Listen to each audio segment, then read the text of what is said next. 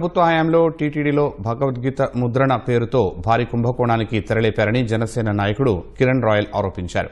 పవిత్రమైన భగవద్గీత పుస్తకాల ముద్రణ పేరుతో అప్పటి పాలక మండలి పెద్దలు కోట్లాది రూపాయలు స్వామివారి నిధులను దుర్వినియోగం చేశారని విమర్శించారు. హిందీ, తమిళం, తెలుగు, కన్నడ, ఇంగ్లీష్ భాషల్లో ముద్రించిన భగవద్గీత పుస్తకాలు కలిపితే కనీసం 50 గ్రాములు బరువు కూడా లేవన్నారు.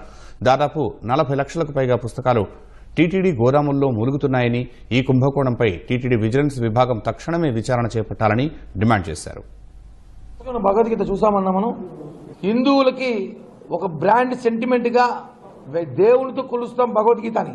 అటువంటి భగవద్గీతని లాస్ట్ ప్రభుత్వంలో కరుణాకర్ రెడ్డి గారి హయాంలో ఆయన దిగిపోయి ముందు చేసిన ప్రింట్ ఇది. 5 బుక్కులు కలిపిన 50 గ్రాములు లేవు. 700 శ్లోకాలతో భగవద్గీత ఉంటుంది.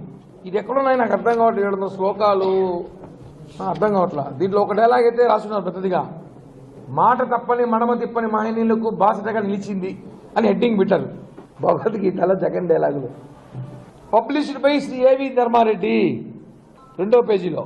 4వ పేజీలో కింద భూమన కరుణాకర్ అధ్యక్షులు టీటీడీ పార్లమెంట్ సభ్యులు. భగవద్గీతలు మీ పేర్లు వేసుకోమన్నారా? కల్తీ నెయ్యిని చూసినాం, కల్తీ ప్రసాదాలు చూసినాం, ఆఖరికి భగవద్గీత కల్తీ చేశారు. వాస్తవం ఇది. ఇప్పుడు 40 లక్షల పుస్తకాలకు పైగా టీటీడీ గోడౌన్లో పడుంది. టీటీడీ విజిలెన్స్ వింగ్ అడుగుతున్నా, ఇప్పుడు ఆ ఉన్న స్టాక్ని ఏం చేస్తారు, దీంట్లో ఎంత ఖర్చు పెట్టారు?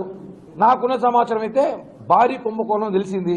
అది 30 కోట్లు కావచ్చు, 40 కోట్లు కావచ్చు, 50 కోట్లు కావచ్చు. ఈ స్కామ్ని టీటీడీ విజిలెన్స్ తొందరలో ఎంత స్కామో ఇది బయట పెట్టాలి.